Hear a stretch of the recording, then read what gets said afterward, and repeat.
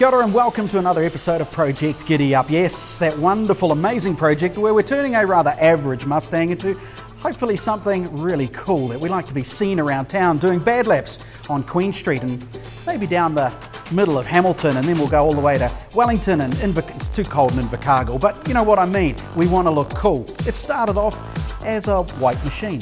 Pretty average, pretty normal. A lot of things have been happening, and whilst it's not completely finished yet, one part really is, and that's the part that Moselle's Panel and Paint were doing. The part where they're going to make us look good.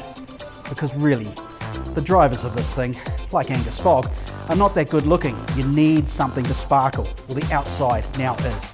Have a look at the new Project Mustang.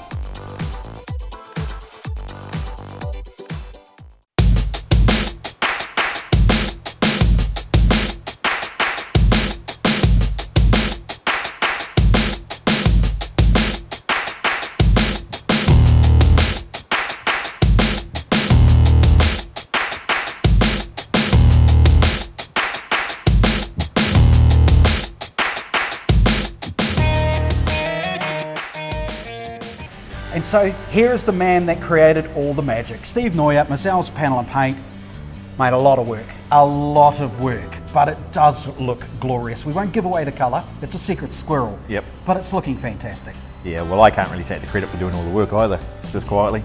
Your boys won't be upset. No, well, they will be if I don't give them credit, but if it wasn't for the boys, the project wouldn't have got done. So there is huge hours gone into this project, and yeah, I did a little bit myself, but nothing like the boys have spent, so it is looking good now. And it was a full job too, it wasn't just a little tickle up, this was a complete strip down and complete repaint.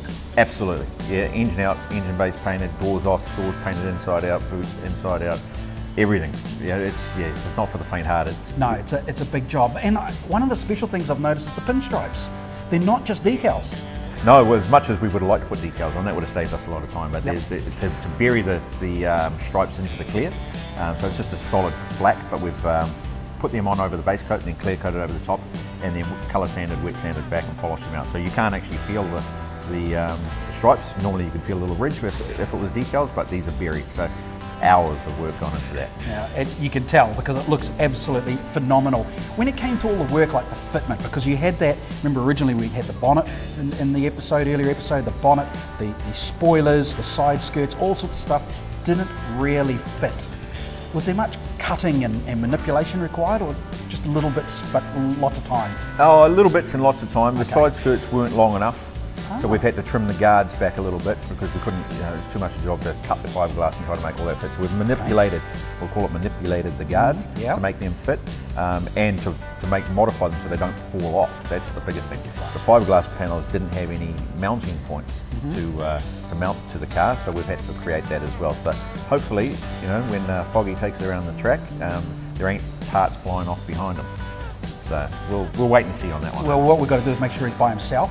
Then parts won't fall off other people's cars. Yeah. Did I say that? I didn't say that. I didn't say that, Foggy. Didn't say it at all. Okay, so you got all the fiberglass. In fact, there's a bit here. So come and have a look at this. If you have a look here, you'd think it came out of the factory like this, but that's part of the fiberglassing work, and you've just made it look fantastic.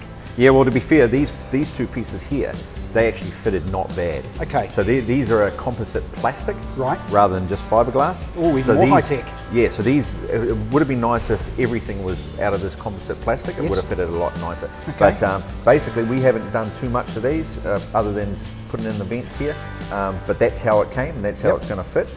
Same with this side, but here, same as on the rear spoiler and the skirts. That's the composite. Okay. The problems we had was with the side skirts, the front bumper, and the bonnet. And that bonnet. Yeah. That bonnet was, major. When it comes to painting composite plastics, is it a high-end process compared to doing metal or fiberglass? Because I immediately think plastic, paint fall off. Yeah, well, there's a product called plasticizer, which gives it a little bit more flex. Yes. So if it does get a little bang, it's not going to crack the paint.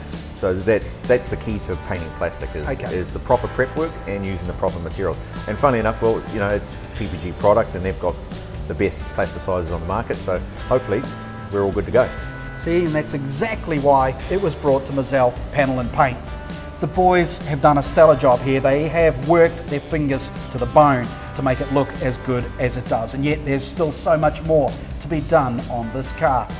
But now it's looking really, really good. Keep watching, keep following, because there's more to come on Project Giddy-Up.